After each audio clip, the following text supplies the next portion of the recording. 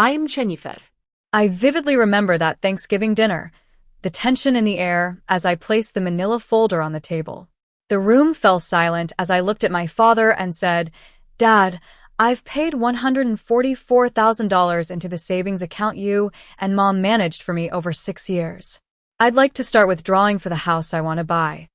My father, with a grin that sent a chill down my spine, replied, "What money?"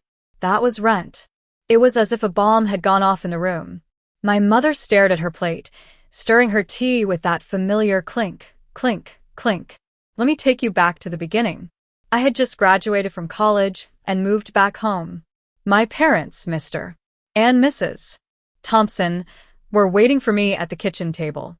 They were always a bit controlling, my father being a strict and somewhat cold man, and my mother a passive, aggressive enabler.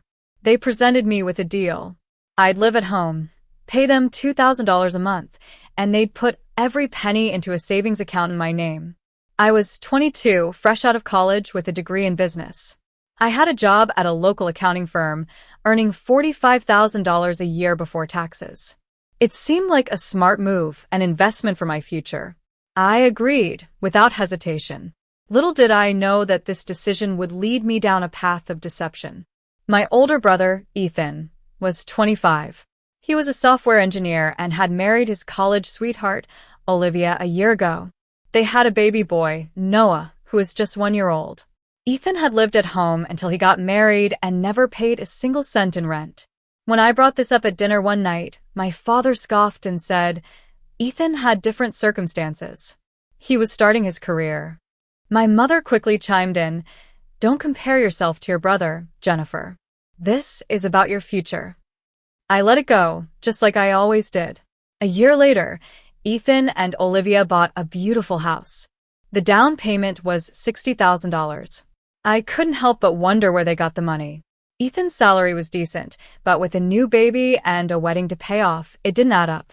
Around the 3rd year, I asked my mother for the account number so I could set up online access. She evaded the question, saying it was a joint account under my father's name and I couldn't access it separately.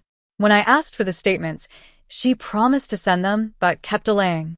One day, I came home early from work. I heard my mother on the phone in the backyard. "We used Jennifer's money to cover most of Ethan's down payment. Her father thinks we can keep this going for another couple of years to pay off the business debts." I froze, my heart pounding. I realized that all these years, I had been a fool. From that moment on, I started collecting evidence. I saved every text message, email, and voicemail related to the so-called savings account. I created a folder on Google Drive named Home Fund Evidence. As the years passed, I continued to pay the $2,000 a month, biding my time. I found a legal aid clinic and consulted a paralegal who told me I had a strong case for promissory estoppel. Finally, after 6 years, the final payment was made. When my mother sent a group text about Thanksgiving at our place, I knew it was time. I printed all the evidence and put it in a manila folder. On Thanksgiving Day, the house was filled with family. After the main course, my father stood up to give a speech, praising Ethan for his success. When he turned to me and said, "You'll get there someday, Jennifer," I knew it was my moment. I asked about the savings account, and my father's denial was like a punch in the gut. But I was ready. I opened the folder and started presenting the evidence one by one. The room was in shock. My mother's face turned white, and my father's grin disappeared.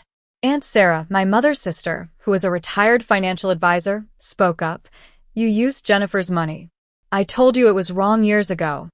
Ethan's wife, Olivia, looked at him in disbelief. "Is it true? Was our down payment from Jennifer's money?" Ethan couldn't answer. I gave After 2 weeks, we won the case. The judge ordered my parents to repay me $144,000 in monthly installments of $3,000 over 48 months. The consequences for my family were immediate. My father's business started to lose clients. My mother had to go back to work full-time. Ethan's relationship with Olivia became strained. My relationship with my parents is now a shell of what it used to be. We talk about trivial things, and the topic of money is off limits. I'm living in a 1-bedroom apartment, saving for my own house. I keep the manila folder in my closet, a reminder of the truth and the strength I found within myself. Setting boundaries with my family was hard, but it was the right thing to do. I learned that I deserve to be treated fairly, and I won't let anyone take advantage of me again.